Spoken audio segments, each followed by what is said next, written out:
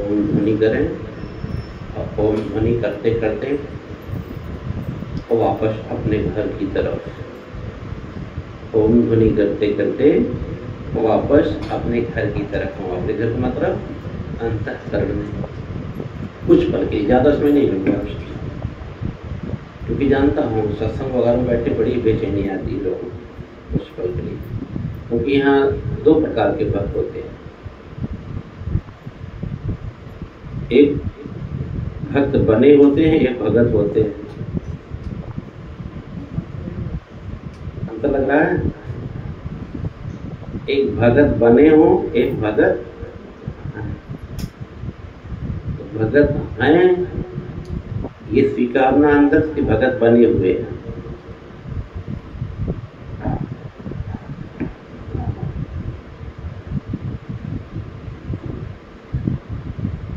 चलिए, आत्मा और परमात्मा का मेल करावे। हरि ओम।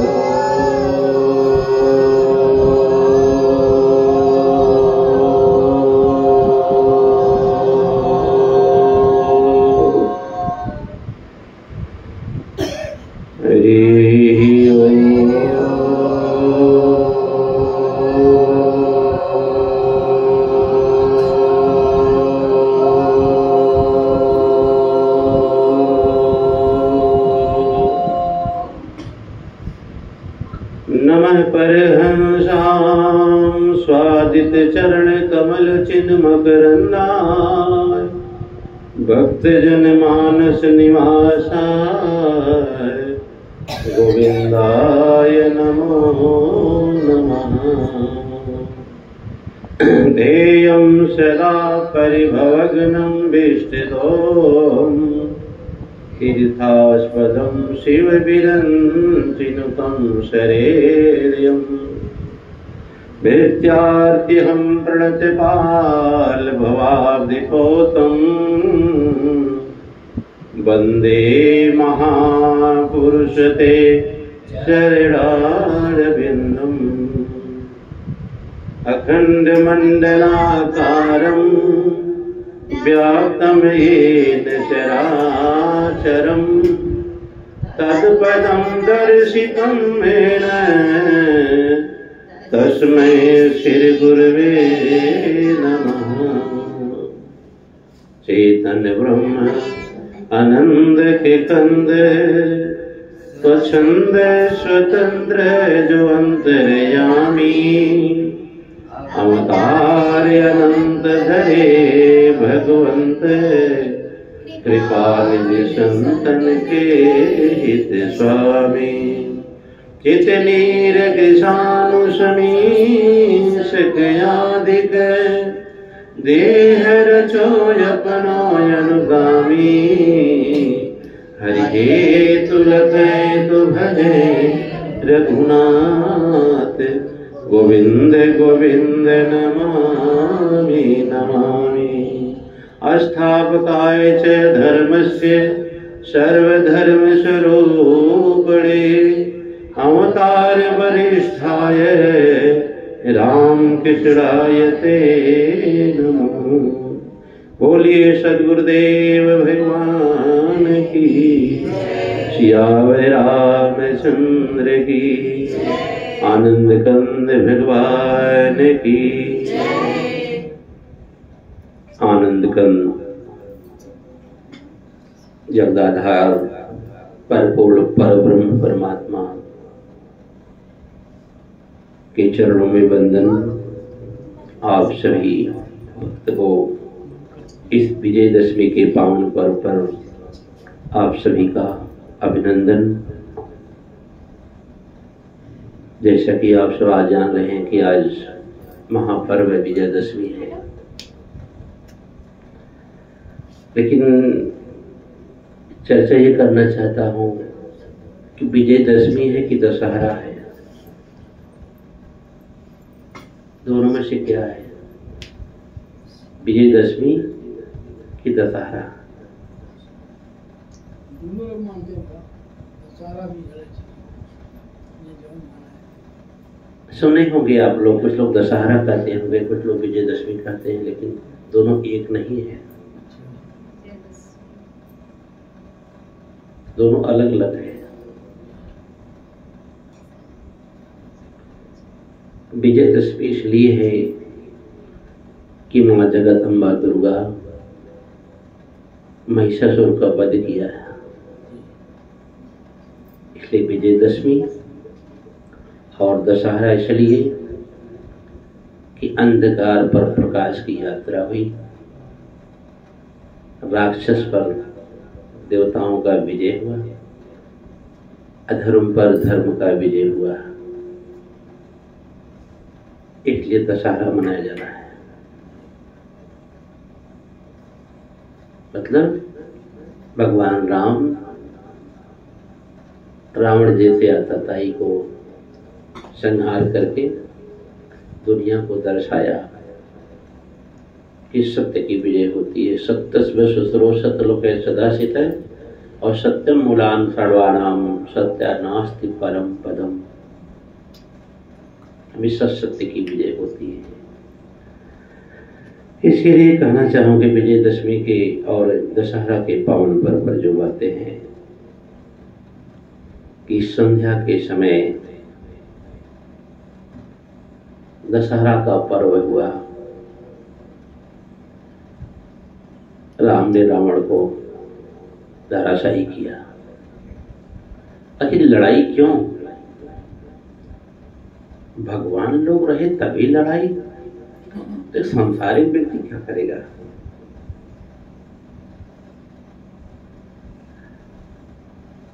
लेकिन भगवान लोगों की लड़ाई मत देखिएगा, वो एक लीला है। लीला माने एक नाटक। अगर आप लोग सांसारिक दृष्टि देखो तो 420 ही बस, सिर्फ ये हुआ। कहां से शुरू हुआ? कि राम का वनवास हुआ। थोड़ा बताऊंगा, बहुत लंबा हो जाएगा। राम का वनवास हुआ और वनवास से सीता हरण हुआ, आप लोग सभी जानते हैं। लेकिन उसकी पहले सीता हरण के पहले भूमिका बनी कि रावण कौन? दो पात्र, इधर राम उधर रावण। रावण कौन? वो भी उसमें जैसे न कहते हैं कि बड़े धनपतियों के गुर्गे लोग रहते हैं, डॉन माफिया, इस प्रकार से रावण वगैरह डॉन थे, माफिया थे। मतलब इनकी चलती थी। कहां पर? जब विष्णु लोक में परमात्मा थे तो यह रावण जय विजय नाम के पार्षद थे, गण थे दोनों। और सनक सनंदन सनातन सनत कुमार के श्राप से ये दर्शन नहीं करने दिए विष्णु भगवान का। सनक सनंदन सनत कुमार इनको श्राप दे दिए, और ऐसे नहीं श्राप दिए, बार बार बोले हम लोग दर्शन करके चले जाएंगे। और ये लोग कहते रहे कि अभी कोई मौका नहीं है, अभी भगवान विश्राम में है।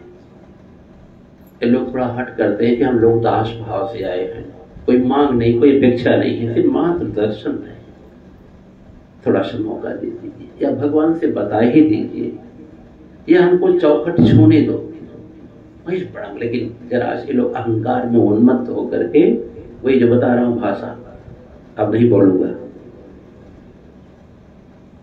ये इनके अंदर उन्मत्तता थी कि मैं तो भगवान के द्वारपाल हूँ, मैं कम थोड़ी हूँ, सब तो मेरे हाथ में है, जिसको मिलाऊं, जिसको छोड़ूं, जिसको पकड़ूं। इस पर सनकादियों ने बड़ा आग्रह किया, हठ करने लगे तो बेतने चा अस्थलव ताम तधड़ो अस्तव। इतना बढ़िया पेंट मारे ये लोग, जय विजय दोनों, ये लोग गिरे धड़ाम से, वहीं पर श्राप देते थे। तदमामस पर बस वैकुंठ कर तो कर तुम प्रकृष्ट धीमे मंद भेद्याम लोकानितो बजकर्मंत्र भाव गत्या पापी अस्तय तरियोर विष्णु। आकाशवाणी हो गई, ऋषियों ने श्राप दे दिया, अरे राक्षसों, हम लोग तो इन आंखों से भगवान का दर्शन करना चाह रहे थे, लेकिन आंखें दर्शन नहीं कर पाई, इसलिए ये आंखें ही श्राप दे देती है तुम लोगों को। तद्भाववश परमश वैकुंठ भर तो, वैकुंठ में आने पर दर्शन नहीं हुआ। तीन जन्म तुम लोग राक्षस और के जन्म लोगे। बस अब आगे आप सबको बताना चाहता हूँ। वही जय विजय नाम के दोनों पार्षद कहते हिरलाक और हिरण्यकश्यप हुए थे, समझे। और बहुत बातें हैं, नहीं बताऊंगा, बड़ा समय लग जाएगा ना। फिर वहां पर श्राप हुआ, फिर भगवान आए, फिर भगवान से लोग विनती करते हम लोग इतना दिन आपकी सेवा किए थे, सेवा का यही है, यही परिणाम है कि हम लोग राक्षस जन्म ले। बोले ठीक है, सेवा का जो भाव है ना उसका अलग आशीर्वाद है, ये जो दंडात्मक कार्य किए उसका अलग है। उसमें क्या चाहते हो, जो सेवा किए हो मैं फल देना चाहता हूँ।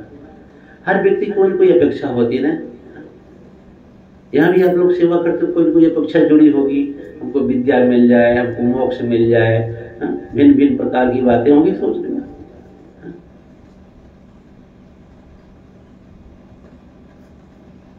तो बोले भगवान अब तो जो हुआ हम स्वीकार कर लेते हैं, आप जहाँ रखना चाहो रखो, जहाँ नाह रख दो वहीं पर रहूंगा, जहाँ ले चलोगे वहीं मैं चलूंगा। दयानाथ दैनी मेरी अवस्था, तेरे हाथ में अब मेरी सारी व्यवस्था। तुझे छोड़कर मैं किससे कहूँगा, जहाँ ले चलोगे वहीं मैं चलूंगा, जहाँ नाथ रख दोगे वहीं मैं रहूंगा। तो बोले चाहते क्या हो, प्रार्थना तो बड़ी तुम्हारी सुहानी लग रही है, चाहते क्या हो। बोले भगवान यही चाहता हूँ कि अगर हम लोग राक्षस बनते हैं तो ठीक है, स्वीकार है, लेकिन हम लोग उद्धार करने के लिए आप अवश्य आइएगा। हम लोग मारने के लिए किसी को पैदा मत करिएगा। हम लोग मृत्यु दंड आपके हाथों द्वारा होना चाहिए, यही आशीर्वाद देते हैं। एवं अस्तु, ऐसा है। ये देखो, ये सेवा का फल मैंने कहा कभी व्यर्थ नहीं जाएगा। किया हुआ सेवा, की हुई तपस्या, मंदिर में दिया हुआ समय, सत्संग में दिया हुआ समय, एक कभी व्यर्थ नहीं जाएगा। वही जय विजय आकर के रावण और हिरणाक्ष और हिरण्यकश्यप बने। हिरणाक्ष को मारने के लिए भगवान 12 रूप धारण किया था। ये भी बड़ी लंबी कथा है, वही रोकता हूँ, फिर आगे कभी पूछिएगा। आज मैं दशहरा के बारे में चर्चा करना चाहता हूँ। हिरण्यकश्यप को मारने के लिए नरसिंह रूप धारण किया, फिर वही आकर के रावण और कुंभकर्ण बनते हैं। ठीक है, फिर यहाँ पर यात्रा होती है कि इनका वनवास हुआ, और वनवास होने पर वहाँ पर जैसे लोग विश्राम में थे, उसी समय शूर्पणखा पहुंची। शूर्पणखा जिसके सर से लेकर नख तक बड़ी सुंदरता थी, और उसने कहा कि मैं आपसे बड़ा मुझे मोह हो रहा है और मैं आपसे शादी करूंगी।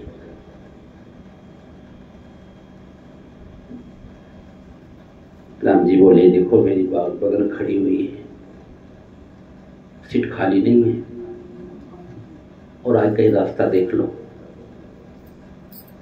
बात तो यहीं तक है, लेकिन इसका मर्म अगर जानना चाहते हो कि अगर वो शूर्पणखा भगवान से मोह कर ली, प्रेम कर ली, तो बहुत खराब काम तो नहीं किया। वो भगवान को नहीं प्रेम करना चाहता है। लेकिन अगर सांसारिक दृष्टि से देखना चाहते हो तो लगता है कि विवाह परंपरा में फिर दूसरा कौन पसंद आवे जो पत्नी है। तो ये सांसारिक दृष्टि, आध्यात्मिक दृष्टि से कौन ही भगवान को पसंद करना चाहता है। स्वीकार कर लेना चाहिए अगर राम है तो। अगर शरीर धारण करके आए हैं तो संसार में तो ऐसा नहीं करना चाहिए। पत्नी है फिर क्यों ऐसा कर रहे हो। लेकिन बात यहां नहीं थी, बात बड़ी मार्मिक है कि शूर्पणखा पूर्व जन्म में राजा बलि की बहन थी और भगवान वामन रूप लेकर के जब उनके यहाँ पहुंचे हैं छल करने के लिए, बड़ा सुंदर रूप लेकर के भगवान गए हैं। एक बैठे हैं, कभी देख लीजिएगा इनका वामन रूप। हाँ है किसी विधवा में इसको इनको वामन रूप बनाया गया था। हाँ तो उस वामन रूप को देख करके किनारे वो देख रही है, जो कार्य चल रहा उस पर नहीं निगाह गई, उस निगाह गई राम पर, मतलब वामन पर। बहुत मोहित हो गई। अगर बोले मुझे ऐसा कोई संतान मिल जाता कितना अच्छा होता, मैं उसको अपना स्तनपान कराती गोद में लेकर के, उसके अंदर हृदय में जगह। और भगवान भी कहती है ओ मस्तु। देखिए वो अंदर अंदर सोच रही है, लेकिन हाँ स्वीकार कर लिया गया। वो क्या हुआ कि वही आकर के समय आने पर ऐसा जन्म पर जन्म लेती गई। कहते हैं आकर के कौन बनी हो, पूतना बनी। पूतना, जिसके पूत ना हो, दूसरे को पूत बनाना चाहती वही पूतना। और स्तनपान करने को उसको मौका दिए। लेकिन प्रवृत्ति कैसी थी, हाँ सोचो जरा, क्यों, कौन थी वो उस समय की बात है। भगवान बोले कि रूप बदलो, इसमें तो राक्षस घर में जन्म ली हो, चलो आगे बढ़ो। आकर के वो शूर्पणखा बन गई। समझ गए, बदलता रहा कर्म। ये समझ लीजिए, हम लोग कई बार जन्म लिए, बताते ना बहु नाम जन्म नामन्ते ज्ञानवान नमा प्रपत्ति वासुदेव शर्मिष्ठ महात्मा दुर्लभा। बहुत बार यहाँ जन्म मरण होता है लोगों का। उस जन्म मरण को भूल इसलिए जाते हैं कि मोह का संसार है, अंधेरे में कौन क्या पाएगा। इसलिए मोह का अंधेरा है, यहाँ पर सब कुछ आप लोग विस्मित कर देते हो, भूल जाते हो कि मैं कौन हूँ, कहाँ से आया हूँ, मुझे क्या करना है, ये तो भूल ही जाते हैं। हाँ? जैसे अंधेरे में वस्तु नहीं मिलती है, इसलिए जीवन कुछ मिलने वाला भी नहीं लग रहा है। जब तक मोह निशा सब सोवन हारा, ये मोह संसार है, इसमें भूल जाता है। कहते हैं समझाना तो बहुत प्रयास किए राम जी वहां पर, लेकिन नहीं मानी। और मनुष्य रूप में है इसलिए उनको दंड देना जरूरी था। अगर आपके पास पत्नी है तो अगर दूसरी पत्नी की चाह बनती है या पत्नी कोई दूसरी आपके अंदर प्रवेश करना चाहती है पति पत्नी के बीच में, तो उसको तो दंड देना चाहिए, नाक कान तो काट ले लेना चाहिए, कोई गलत नहीं हुआ। लेकिन अगर आध्यात्मिक दृष्टि देखना चाहिए तो राम से कौन नहीं प्यार करना चाहता है।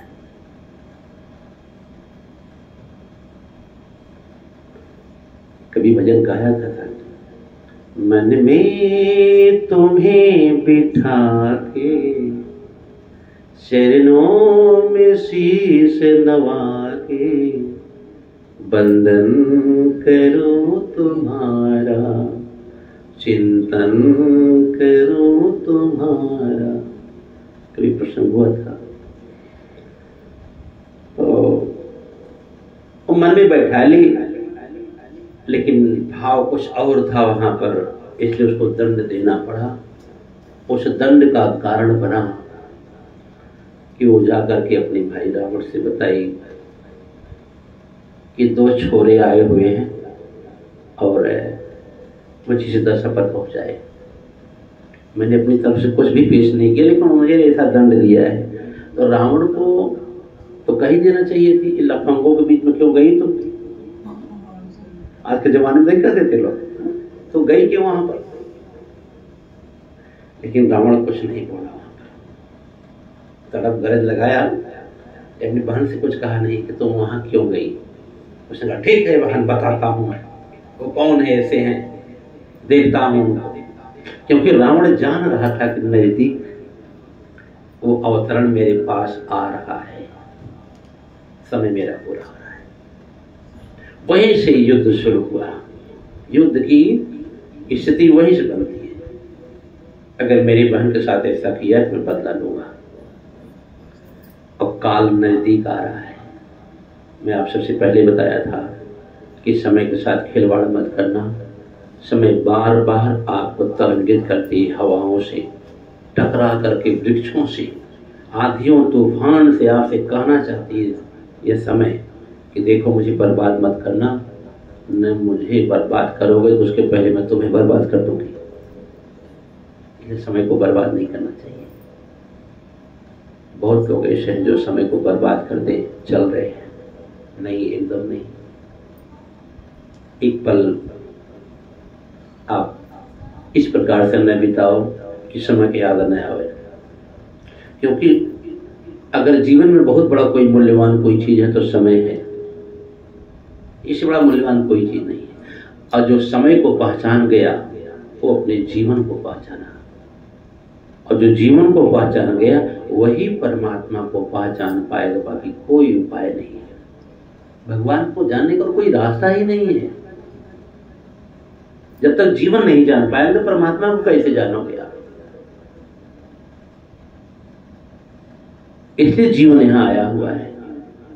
तो आप सबसे भी कहना चाहूंगा, जन्म माता पिता देते हैं, जीवन गुरु देता है। इसलिए यहां पर आप सब आए हुए ना। बाकी क्या नहीं आपके घर पे है, क्या सुविधाएं नहीं है। अगर सहजता हो तो गरीबी भी स्वीकार कर लेना चाहिए। ऐसी सहजता होनी चाहिए, गरीबी स्वीकार कर ले, उस पर ज्यादा उतार चढ़ाव की बातें नहीं करिए। अगर संपदा मिली हुई है तो अहंकार न करिए, उस संपदा का उत्सव मनाइए। अहंकार न करके उत्सव मनाओ। उन्मत्त मत होइए, क्योंकि प्रकृति की एक ही झटके में सब लय हो जाएगा। यहाँ पर कुछ भी देखने को नहीं मिलेगा। इसलिए संपदाओं पर अहंकार न करके उन संपदाओं पर उत्सव मना लिया जाए। इसलिए जीवन है। अब ये दशा हुई कि रावण ने अपना षड्यंत्र रचना शुरू किया कि मैं राम के पास कैसे पहुंचूं। तो उसने सीता हरण कर लिया।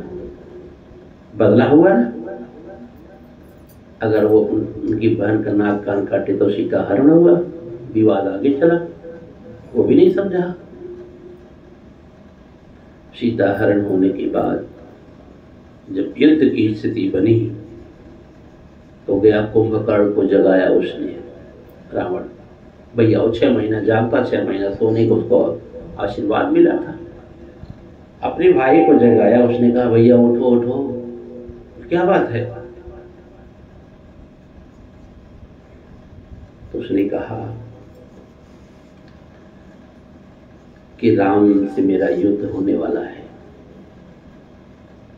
और स्थिति बन चुकी है, मुझे अंदर से भय होता है, मेरा सहयोग दो।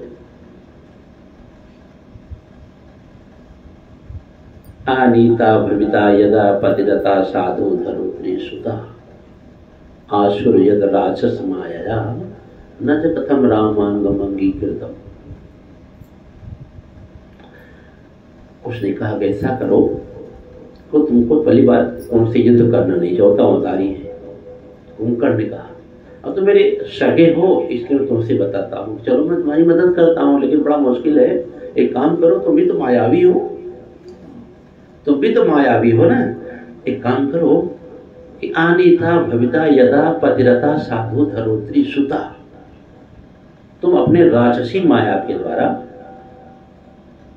एक काम करो कि तुम राम बन जाओ और राम बन के सीता का सत्य नष्ट कर दो, तो तू राम से जीत जाएगा। जब तक सीता में सत्य तब तक राम को आप नहीं मार पाओगे। ये कुंभकर्ण ने बताया था। आनीता भविता यदा पद्रता साधु धरोत्री सुता आसुरयद राक्षस माया, राक्षसी माया द्वारा रामांग मंगी कीर्तन। ऐसा कर लो तो राम से जीत जाएगा, बाकी कोई उपाय नहीं होगा। रावण कहा भैया वो सब करके तब मैं यहाँ आया हूं। वो भी कर लिया था, उसकी बाद हार कर तुम्हारे पास तुमको जगाना पड़ा। कर तो सेतत राम रूप ममलम दुर्वा दलस्यामलम तुक्षम ब्रह्मम पर बधु प्रसंग होता है। मैंने वो भी किया। कर तो सेतत राम रूप ममलम दुर्वा दलस्यामलम। कर तो सेत का किसी का रूप बनाना होता पहले उसका ध्यान किया जाता है। रावण कह रहा है मैं भी उसी रास्ते पे चला, लेकिन क्या करूं भैया, जैसे कर्तु शीत राम रूप ममलम दुर्वा दलस्यामलम, जैसे मैंने राम का रूप अपने अंदर लाया राम बनने के लिए, तुक्षम ब्रह्मम पर पदुक्षण प्रसंग होता है। तुक्षम ब्रह्म मतलब ब्रह्म भी फीका लगने लगा। जैसे मैं राम का रूप बनाया तब तक क्या दे रहा हूं कि ब्रह्म भी फीका लगने लगा। संसार चकाचौंध दिखने लगा, संसार सब मेरा होने लगा। यहां तक कि संसार की स्त्रियां सब मुझे माता की तरह दिखने लगी। तो मैंने जल्दी जल्दी रूप छोड़ दिया, कहीं मेरी मंदोदरी मेरी छूट जाए राम के चक्कर में। कहतु श्वेत राम रूप ममलम दुर्वाद्यास दलस्यामलम तुक्षम ब्रह्म, ब्रह्म भी छोटा हुआ दिखने लगा, पूरा ब्रह्मांड छोटा दिखने लगा जब मैं राम को रूप बनाया था। इतना नहीं, पर बधू प्रसंग, जो प्रसंग की बात थी वो तो छोड़ दो, कि जैसे परवधू की बात मैं वो देखा वो सीता को, तो संसार की सारी स्त्रियां मुझे मां की तरह दिखने लगी।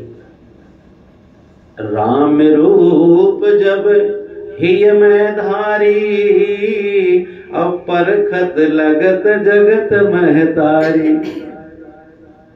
मैंने जल्दी जल्दी रूप छोड़ दिया, बोले तब तो बहुत मुश्किल जीतना, चलो बहुत मुश्किल जीतना है, फिर चलो चलते हैं तुम्हारे साथ, भाई बड़े सगे हो। वो कारण बना युद्ध का।